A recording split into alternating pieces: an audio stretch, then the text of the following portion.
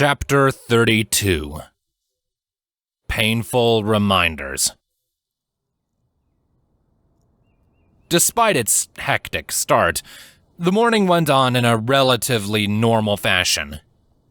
Twilight went on to make breakfast, as she usually did, a simple meal of eggs and toast with a generous serving of coffee. The only difference in Twilight and Spike's routine was the inclusion of a certain Cyan Pegasus who had stayed of her own accord. Something that Twilight encouraged, knowing full well that there were going to be some questions. Which was fine by her. She had some of her own. The only thing really standing in the way of that was Spike's presence, as neither of the two ponies seemed willing to put the dragon through this. It was doubly fortunate for them, then, that Spike elected to go back to bed after eating his fill, the result of his sleep being harshly interrupted only a half hour prior. He hadn't been much of a conversationalist during the short meal anyway. And when he went to go back to the land of slumber, Twilight was hesitant but supportive in getting him back to bed. She was unsure if he would be safe from the Mare and the Moon's influence, but if nothing else, the only other option was to deny him his sleep altogether. She at least knew she could shock him awake, just as Rainbow had done to her earlier this morning, so there was that. It was only after Spike was soundly back asleep that Twilight went to address the issue waiting for her in the dining room. Said issue was waiting with uncharacteristic patience on her chair, idly sipping her coffee as she waited for Twilight to return. She noticed the alicorn in the room right away, turning a cold, inquisitive glare in her direction. One that Twilight was able to match. But this stalemate didn't last long, and Rainbow was the one to fire the first shot. So, something very interesting happened tonight. Dash began with a cold sarcasm in her tone. Either you developed the world's most ironically timed case of narcolepsy, or you found something relevant and didn't tell me. You know, like you were supposed to. I wasn't exactly given a lot of time to give you a heads up. Twilight explained in just as cold of a voice as she returned to her seat. She calmly took a long drink of her own beverage as she waited for Rainbow to respond. I don't think the amulet was the only thing Nox had cursed up there. Good theory. But I did a little snooping of my own before I got you out of there. And I found something, well, something I think you didn't want me to see. The Pegasus paused for a moment before going to dig through one of her bags. For a moment, Twilight was fully expecting the stone that had caused that nightmare, only to be surprised when Dash threw out a familiar-looking book. Coral Lumini Luni. Twilight could almost feel her heart stop as she looked on the well-worn cover of the book. And that sentiment was shown plainly on her face. In the chaos of everything that had happened, she had almost forgotten that she had stuffed it into her bag while going to check on Dash. The young alicorn was very tempted to search her bags for that very same book, hoping in vain that maybe there were 2 copies of the book to be had. But she knew better than that.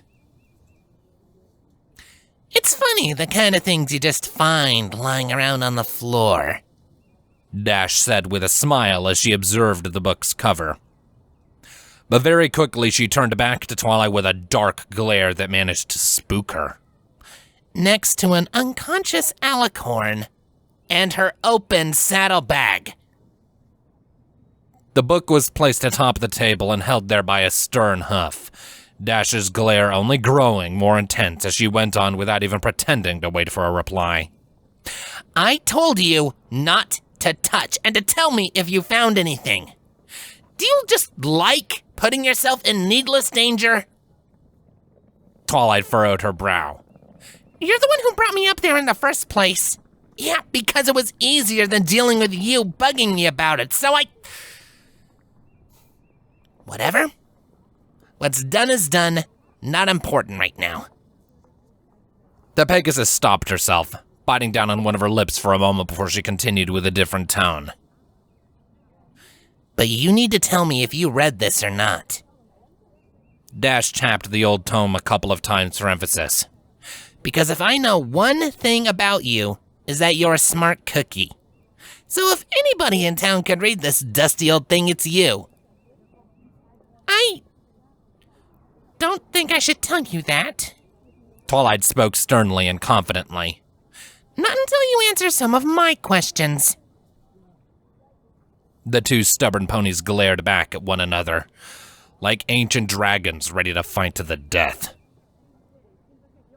You're really going to try and pull that? After I bent over backwards and risked my job for you? Just so you could maybe answer a few questions that you really don't need answers to? I'm just trying to help. The purple pony snorted in frustration. Whatever this is, it's big. Bigger than either of us knows. Don't tell me an alicorn's help wouldn't be useful in getting this done. Anger continued to build up as she made her argument again. Oh, will you stop with that? Dash emphasized with the rolling of her eyes. I get it, you're an alicorn, but you're still a civ.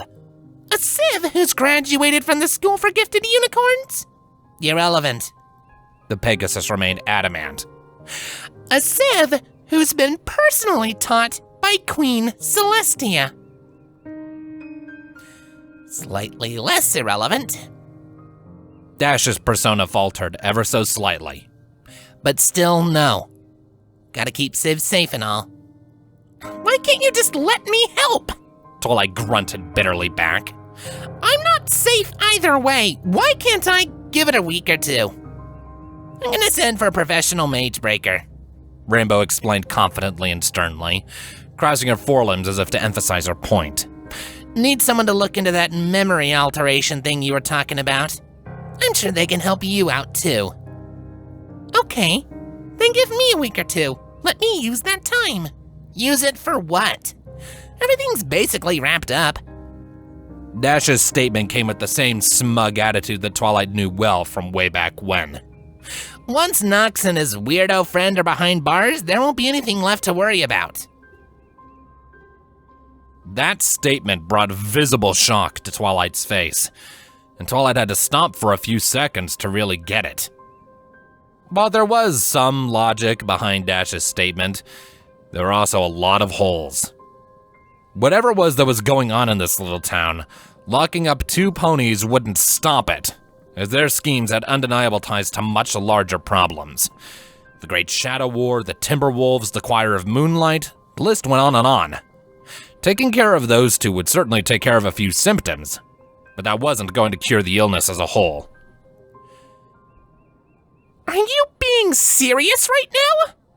Twilight asked after a moment's thought, outraged by the apparent laziness Dash was putting on display.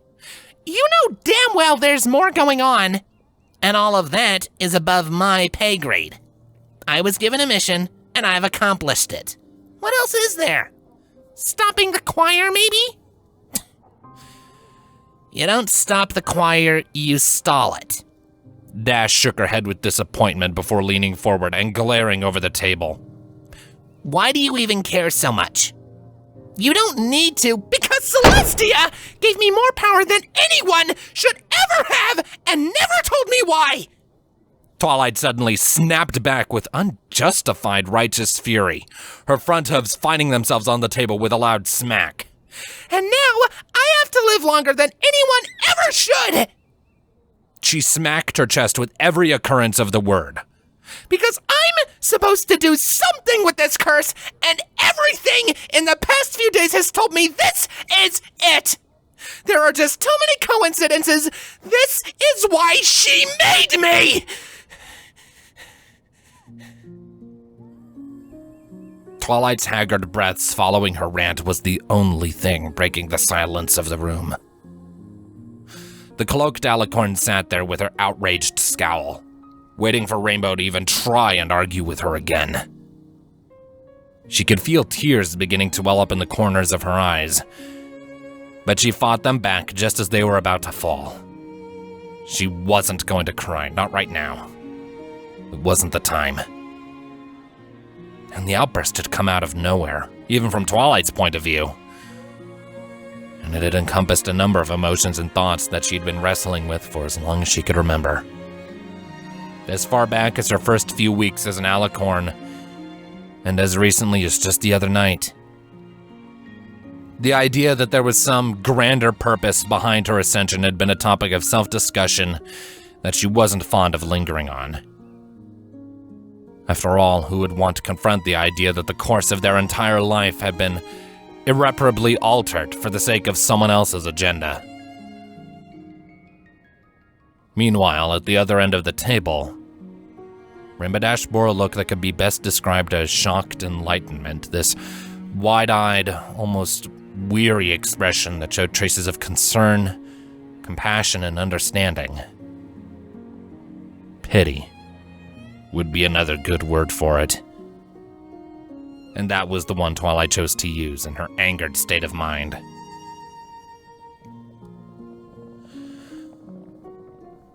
So that's what it is. Dash spoke softly, leaning back into her chair with a soft breath. You want to justify what happened to you? Don't talk like you know.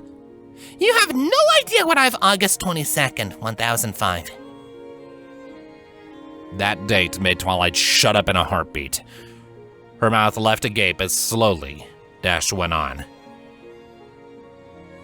That's the day it happened, right? Close enough to it, anyway.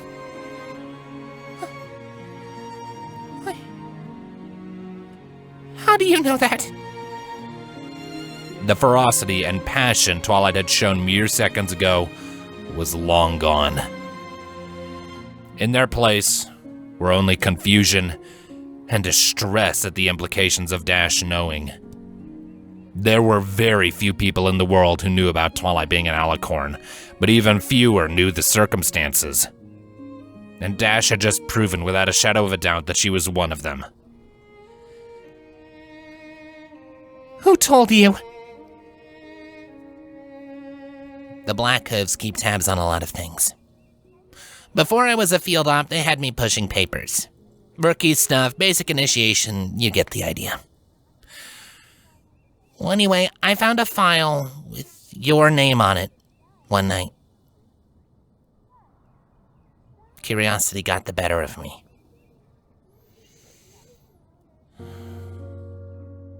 Dash closed her eyes softly and breathed in, and then out. When next she spoke, there was no mistaking the timbre in her voice as one of apology. I didn't know it would be that... Well, you know. There's a file about me. The realization hit hard and strong, like a lead pipe to the teeth. Twilight's deepest and most personal secret, nothing more than a tidbit sorted away in some filing cabinet back up in Canterlot. Who could say for sure just how many bureaucrats and other government agents had read into her file without her ever knowing? How many people knew? I wish you hadn't told me that. I'm sorry. About everything. I mean... Once again, the room fell silent, neither party having anything further to add. The weight of this quietness was oppressive and heavy, like iron chains literally tying Twilight to a facet of her life she had spent 6 years trying to forget. But even still, the unpleasant visions were as painfully vivid as ever. August 22nd, 1005.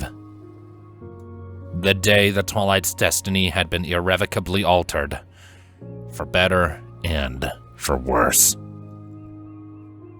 And no matter how hard she tried to repress and block out those memories, no matter how long she hid the aftermath of that day under her dusty old cloak, she couldn't ever really forget it. After all, It was also Spike's birthday.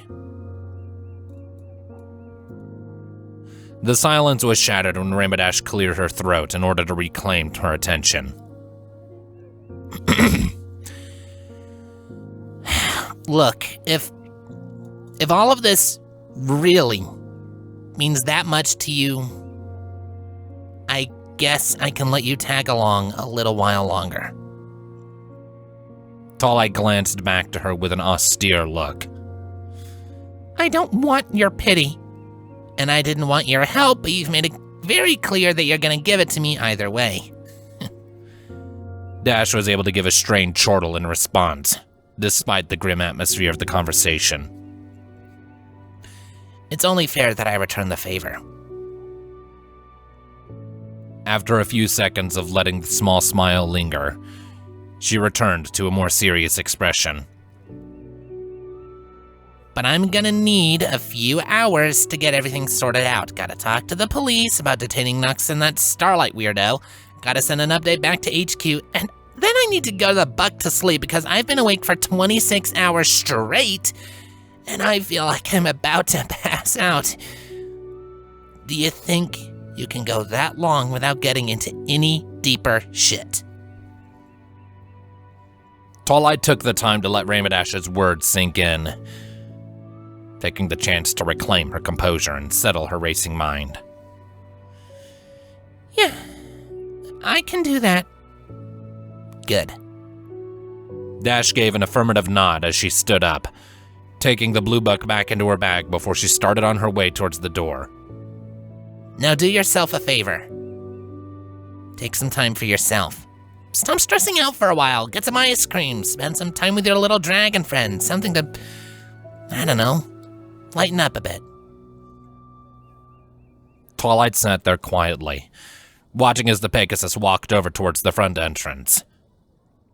She didn't know what else she could contribute to the discussion at this point, still mulling over the suggestion she had been given for how to kill time. One in particular stuck out to her the most. That, combined with the most recent reminder of the life she left behind, got her to think about a few things. Things that were enough to provoke her into action. Rainbow Dash. Twilight spoke confidently, trying to sound stronger than she felt at the moment. The address did its job in stopping the Cyan Pony from leaving, if only for a moment. What's up? She turned back to the table to face the alicorn. Something on your mind? He's not just my friend. Twilight looked Rainbow straight in the eye with unwavering resolve. He's my son. Oh. Well, it's about time you admitted it. That was the last thing Rainbow said before departing. And with Twilight's young draconic companion soundly sleeping a few rooms over, and Rainbow Dash off to do much the same, Twilight was left with nothing other than her own thoughts to keep her company. It was only now that Twilight was given a chance to notice that she wasn't suffering from any kind of fatigue at all, despite having been up for nearly as long as Rainbow Dash. Aside from the unexpected nap in the library, she had been up since yesterday, yet she felt as if she'd gotten an entire full night's rest. A fortunate side effect of that encounter, if she had to guess. But that also meant that Twilight wouldn't be getting to go back to sleep anytime soon, even if she tried. Which put a few roadblocks in her path for how to pass the time. Unlike up in the library's third floor, she had no intention of going behind Rainbow Dash's back again, especially not when Dash had just promised to let her continue helping in this operation. Which, of course, led her to have an abundance of free time on her hooves right now. Looking at the clock, she was able to see that it was just about to be 7:30. Still pretty early, and a few hours before she had to go to work. And that was assuming she was even going to go in today, all things considered. With all these possibilities and avenues in mind, Twilight had some decisions to make.